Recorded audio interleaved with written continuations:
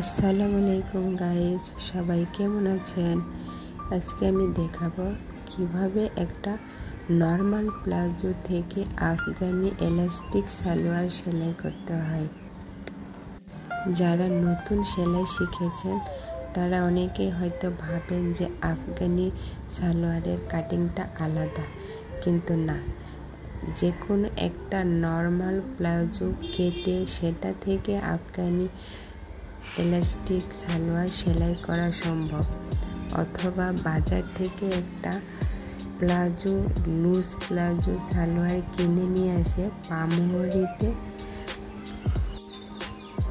পামোহরির মাপে এলাস্টিক কেটে নিয়ে এলাস্টিক লাগাই দিলেই আফগানি কুচি সালোয়ার সেলাই হয়ে যায়।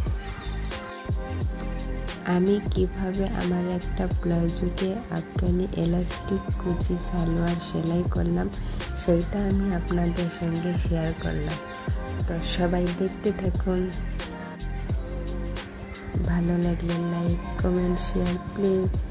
আল্লাহ হাফেজ।